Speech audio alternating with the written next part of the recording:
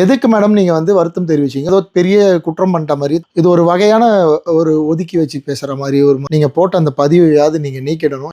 எல்லாருக்கும் வணக்கம். நேற்று என்னோட திரௌபதி 2ஆம் படத்திலிருந்து முதல் பாடல் எம்கோனே அப்படின்ற பாட்டை வந்து வெளியிட்டிருந்தோம். லகர் யூடியூப் சேனலில் ஜிப்ரான் சார் இசையில். அந்த பாடலை பாடகி சின்மை அவர்கள் பாடியிருந்தாங்க. இந்த பாட்டை வந்து நாங்கள் டியூனாக ரெடி பண்ணப்பவே நான் வந்து சொல்லிட்டேன், சார் சின்மை மேடம் பாட வைக்கலாம், ரொம்ப அழகான ஒரு மெலடி இது, அவங்க பாடினாங்கன்னா அந்த பாட்டுக்கு ஒரு உயிர் இருக்கும். ஏன்னா நான் ரொம்ப நாளாக சின்மை மேடமோட ஃபேன் ஃபாலோவர். அவங்க அவ்வளோ அழகாக இருக்கும் அவங்களோட வாய்ஸ். அதனால தான் நான் தான் கேட்டேன், அவர் ஒத்துக்கிட்டார். அண்டு செல்வமீரா வந்து பாடல் வரிகள் எழுதுனதுக்கப்புறம் மேடமை கூப்பிட்டு சாங் ரெக்கார்டிங் பண்ணோம். ஜிப்ரான் சார் தான் அந்த பாடலை வந்து பதிவு செஞ்சார், நான் இல்லை அவங்க பதிவு செய்கிறப்போ. பட் அவங்களுக்கு என்னோடய டீம்லேருந்து போய் ஷூட் பண்ணுறத வீடியோலாம் எடுத்தாங்க, எக்ஸ்பிளைன்லாம் பண்ணியிருக்காங்க எந்த மாதிரியான மூடில் இந்த பாடல் வருது அதெல்லாம். ஸோ இதெல்லாம் நல்லபடியாக முடிஞ்சிச்சு. நேற்று அந்த பாடல் வெளியிடறதுக்காக ஒரு ப்ரமோ போட்டப்போ அதில் அந்த சின்மை மேடமோட விஷுவல்ஸ் வந்தது. அதை பார்த்த சில பேருக்கு வந்து என்ன நடந்துச்சுன்னு புரியல. எனக்கு நான் ட்விட்டரில் ரெகுலராக இருக்கிறதால, எக்ஸில் ரெகுலராக இருக்கிறதால எனக்கு வந்து அது புரிஞ்சிச்சு. உடனே ஒரு கண்டினியூஸாக ஒரு 30 பேர் வந்து சின்மை மேடமாக கண்டினியூஸாக அட்டாக் பண்ணுறாங்க. என்னென்னா, இந்த மாதிரி திரௌபதி, ருத்ரதாண்டவம், பகாசுரன் போன்ற படங்களெல்லாம் எடுத்தார்.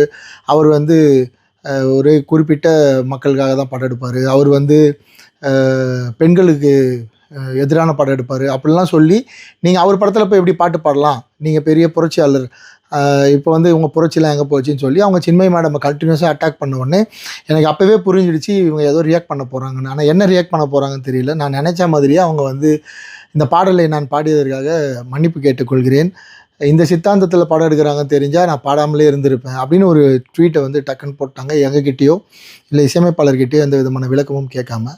அது எங்களுக்கு ரொம்ப அதிர்ச்சியாக தான் இருந்தது. ஏன்னா ஒரு படக்குழுவாக ஒரு இவ்வளோ பெரிய பட்ஜெட்டில் இவ்வளோ பெரிய ஒர்க் பண்ணி இதில் என்ன பண்ணியிருக்கோம், என்ன கண்டென்ட்னு கூட தெரியாது யாருக்கும், அவங்களுக்குமே தெரியாது. ஒரு வாட்டி கேட்டுருக்கலாம், இந்த மாதிரி சொல்கிறாங்க என்ன உங்கள் நிலைப்பாடுன்னு கேட்டுட்டு கூட அவங்க ஒரு முடிவு எடுத்துருக்கலாம். ஸோ எடுக்காமல் அந்த மாதிரி ஒரு மன்னிப்பு கேட்டதால் எனக்கு வந்து நம்ம என்ன சித்தாந்தத்தில் இருக்கிறோம், நான் என்ன சொல்வேன், எப்போவுமே கடவுள் இருக்குதுன்னு சொல்கிற ஆள் நான். இங்கே தமிழ் சினிமாவில் அதுதான் பெரிய பிரச்சனை, கடவுள் இருக்குது கடவுள் இல்லை அப்படின்னு சொல்கிற சித்தாந்தம் தான் இங்கே பெரிய சித்தாந்தமாக இருக்குது. அதை சுற்றி தான் மொத்தமும் இருக்குது.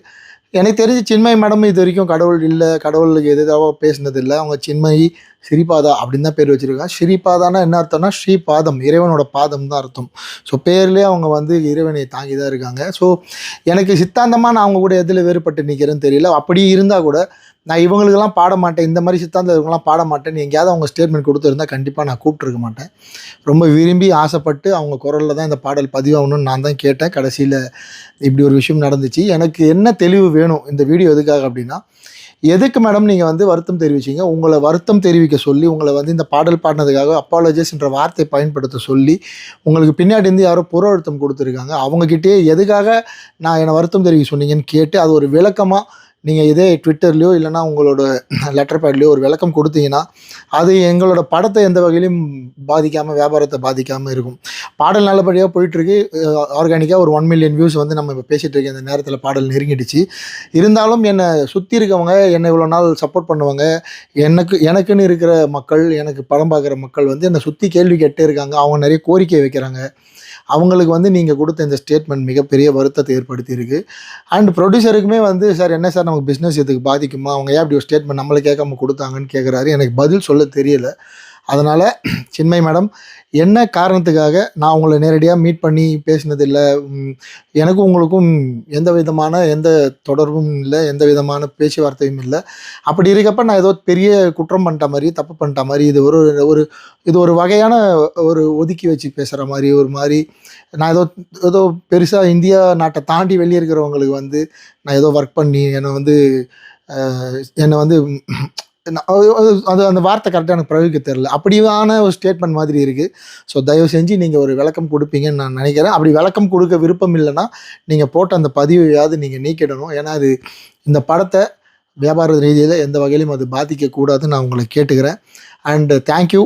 அவ்வளோ பெரிய பிரச்சனை வந்தப்பவும் என் கூட நின்று இந்த பாடலை வந்து பொதுமக்கள் கிட்ட, வெகுஜனம் கிட்ட கொண்டு போய் சேர்த்து ரசித்து கொண்டாடிட்டு இருக்கீங்க.